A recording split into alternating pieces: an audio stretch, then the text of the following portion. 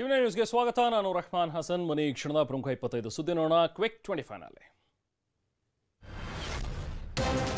ಮುಡಾ ಕೇಸ್ನಲ್ಲಿ ಪ್ರಾಸಿಕ್ಯೂಷನ್ಗೆ ಅನುಮತಿ ನೀಡ್ತಾ ಇದ್ದಂತೆ ಸಿಎಂ ಸಿದ್ದರಾಮಯ್ಯ ಅಲರ್ಟ್ ಆಗಿದ್ದಾರೆ. ಕಾನೂನು ಸಮರದ ಜೊತೆಗೆ ಶಾಸಕರ ಜೊತೆಗೂ ನಿರಂತರ ಚರ್ಚೆ ಮಾಡ್ತಿದ್ದಾರೆ.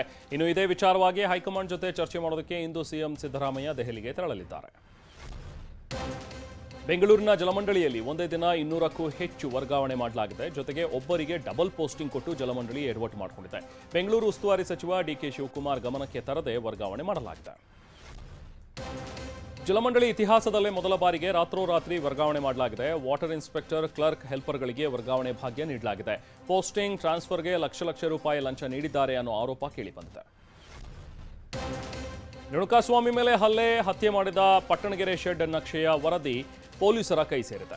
ಶೆಡ್ನಲ್ಲಿ ಯಾವ್ಯಾವ ದಿಕ್ಕಿನಲ್ಲಿ ಹಲ್ಲೆ ನಡೆಸಲಾಗಿದೆ ಅಂತಲೂ ಕೂಡ ಪೊಲೀಸರು ಲೋಕೋಪಯೋಗಿ ಇಲಾಖೆಯಿಂದ ವರದಿ ತರಿಸಿಕೊಂಡಿದ್ದಾರೆ. ಯಾವ್ಯಾವ ದಿಕ್ಕಿನಲ್ಲಿ ಏನೇನಿತ್ತು ಅಂತ ಹೇಳಿ ಸಂಪೂರ್ಣ ವರದಿ ಸಿಕ್ಕಿದೆ. ಪಿಎಸ್ಐ ನೇಮಕಾತಿ ಅಕ್ರಮ ಬೆನ್ನಲ್ಲೇ ಕಲಬುರಗಿಯಲ್ಲಿ ಮತ್ತೊಂದು ವಂಚನೆ ಪ್ರಕರಣ ಬೆಳಕಿಗೆ ಬಂದಿದೆ. ಜಯದೇವ ಆಸ್ಪತ್ರೆಯಲ್ಲಿ ಡಿ ದರ್ಜೆ ನೌಕರಿ ಕೊಡಿಸುವುದಾಗಿ 110 ಜನರಿಗೆ ವಂಚಿಸಿದ್ದು 70 ಲಕ್ಷಕ್ಕೂ ಹೆಚ್ಚು ಹಣ ನೀಡಲಾಗಿದೆಯಂತೆ ಅಂತ ದೂರಲಾಗಿದೆ.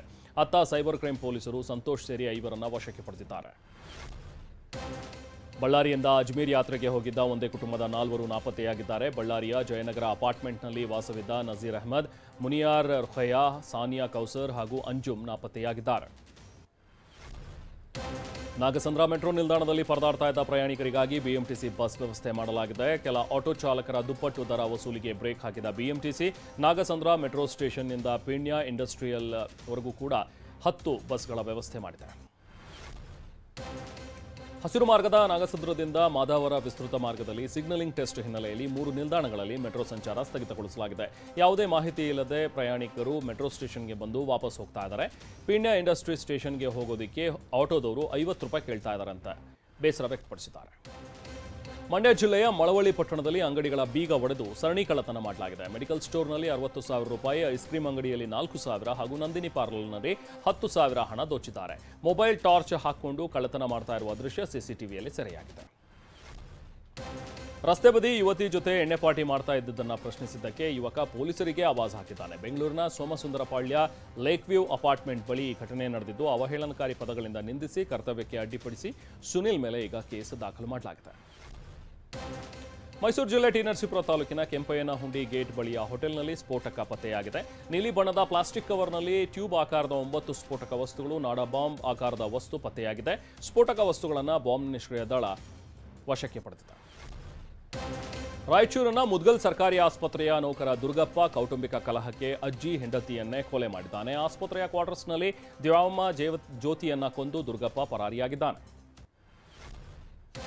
ತುಮಕೂರಿನ ಕೊರಟಗೆರೆಯಲ್ಲಿ ಎಕ್ಸ್ಪೈರಿ ಡೇಟ್ ಇಲ್ಲದ ಐಸ್ ಕ್ರೀಂ ಮಾರಾಟ ಮಾಡಲಾಗ್ತಾ ಇದೆ. ಜೂನಿಯರ್ ಕಾಲೇಜ್ ಆವರಣದಲ್ಲಿ ಶಾಲಾ ಕ್ರೀಡಾಕೂಟ ನಡೀತಾ ಇದ್ದು ಬೆಂಗಳೂರು, ತುಮಕೂರಿನಿಂದ ಐಸ್ ಕ್ರೀಂ ತಂದು ಮಾರ್ತಾ ಇದ್ರು. ಎಕ್ಸ್ಪೈರಿ ಡೇಟ್ ಇಲ್ಲ ಅಂತ ಹೇಳಿ ಪ್ರಶ್ನಿಸಿದ್ದಕ್ಕೆ ಸ್ಥಳದಿಂದ ಎಸ್ಕೇಪ್ ಆಗಿದ್ದಾರೆ.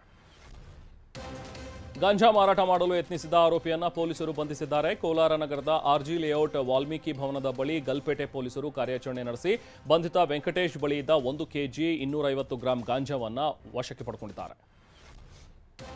ವಿಜಯಪುರ ಜಿಲ್ಲೆಯಲ್ಲಿ ನಿರ್ಮಾಣ ಹಂತದ ಕಟ್ಟಡದ ಕಾಂಪೌಂಡ್ನಲ್ಲಿ ಹೆಣ್ಣು ಮಗುವೊಂದು ಪತ್ತೆಯಾಗಿದೆ. 7 ತಿಂಗಳ ಹೆಣ್ಣು ಮಗುವನ್ನು ಬಟ್ಟೆಯಲ್ಲಿಟ್ಟು ಪೋಷಕರು ಪರಾರಿಯಾಗಿದ್ದಾರೆ.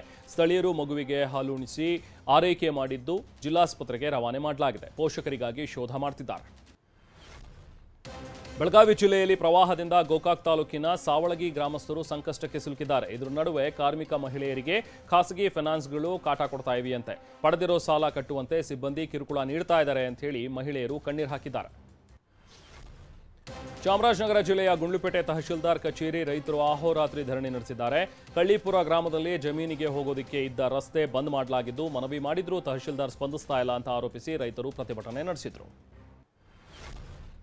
ಹಾಸನ ಜಿಲ್ಲೆ ಬೇಲೂರು ತಾಲೂಕಿನ ಬೆಳಗುಲಿ ಗ್ರಾಮದಲ್ಲಿ ಕಾಡಾನೆಗಳ ಹಾವಳಿಯಿಂದ ಅಪಾರ ಬೆಳೆ ನಾಶವಾಗಿದೆ. ಇನ್ನು ಗ್ರಾಮದ ಬಳಿ 30ಕ್ಕೂ ಹೆಚ್ಚು ಕಾಡಾನೆಗಳ ಹಿಂಡು ಬೀಡುಬಿಟ್ಟಿದೆ. ಕಾಡಾನೆಗಳ ಚಲನವಲನ ಗಮನಿಸಲು ಬಂದಿದ್ದ ಅರಣ್ಯ ಇಲಾಖೆ ಸಿಬ್ಬಂದಿಗೆ ಕಾಫಿ ಬೆಳೆಗಾರರು ತರಾಟೆಗೆ ತೆಗೆದುಕೊಂಡರು. ಚಿತ್ರದುರ್ಗದಲ್ಲಿ ಕಳೆದ 3 ದಿನಗಳಿಂದ ಧಾರಾಕಾರ ಮಳೆ ಸುರಿತಾ ಇದೆ. ಚಳ್ಳಕೆರೆ ತಾಲೂಕಿನ ದೇವರಹಳ್ಳಿ ಬಳಿ 16 ಎಕರೆ ಪ್ರದೇಶ ಜಲಾವೃತವಾಗಿದ್ದು ಟೊಮೆಟೊ, ಶೇಂಗಾ ಜಮೀನು, ಅಡಕೆ ತೋಟಕ್ಕೆ ನೀರು ನುಗ್ಗಿ ಅವಾಂತರ ಸೃಷ್ಟಿಸಿದೆ. ಕೈಗೆ ಬಂದ ತುತ್ತು ಬಾಯಿಗೆ ಬರಲಿಲ್ಲ ಅಂತ ಹೇಳಿ ರೈತರು ಕಣ್ಣೀರು ಹಾಕಿದ್ದಾರೆ. ಕೋಲ್ಕತ್ತಾದ ಆರ್ಜಿಕರ್ ವೈದ್ಯಕೀಯ ಕಾಲೇಜು ಆಸ್ಪತ್ರೆಯಲ್ಲಿ ವೈದ್ಯಕೀಯ ವಿದ್ಯಾರ್ಥಿನಿ ಮೇಲೆ ಅತ್ಯಾಚಾರವೆಸಗಿ ಹತ್ಯೆ ಮಾಡಿದ್ದ ಆರೋಪಿ ಸಂಜಯ್ ರಾಯ್ನನ್ನ ಕ್ರೂರ ಪ್ರಾಣಿಯ ಮನಸ್ಥಿತಿ, ಆತನಿಗೆ ಪಶ್ಚಾತ್ತಾಪವೂ ಇಲ್ಲ ಅಂತೇಳಿ ವೈದ್ಯರು ಹೇಳಿದ್ದಾರೆ. ಆತ ನಿತ್ಯವೂ ತನ್ನ ಮೊಬೈಲ್ನಲ್ಲಿ ಅಶ್ಲೀಲ ವಿಡಿಯೋಗಳನ್ನು ವೀಕ್ಷಣೆ ಮಾಡ್ತಾ ಇದ್ದ. ಆತನಿಗೆ ತಾನು ಮಾಡಿರುವ ಕೃತ್ಯದ ಬಗ್ಗೆ ಪಶ್ಚಾತ್ತಾಪ ಇಲ್ಲ ಅಂತೇಳಿ ವೈದ್ಯರು ಹೇಳಿದ್ದಾರೆ. ದೆಹಲಿ ಅಬಕಾರಿ ನೀತಿ ಪರಿಷ್ಕರಣೆ ಅವ್ಯವಹಾರ ಪ್ರಕರಣದಲ್ಲಿ ಸಿಎಂ ಅರವಿಂದ್ ಕೇಜ್ರಿವಾಲ್ ಜೈಲು ಸೇರಿದ್ದಾರೆ. ಸಿಬಿಐ ಬಂಧನ ಪ್ರಶ್ನಿಸಿ ಜಾಮೀನು ಕೋರಿ ಅರ್ಜಿ ಸಲ್ಲಿಸಿದ್ದಾರೆ. ಇವತ್ತು ಸುಪ್ರೀಂ ಕೋರ್ಟ್ನಲ್ಲಿ ಜಾಮೀನು ಅರ್ಜಿ ವಿಚಾರಣೆ ನಡೆಯಲಿದೆ.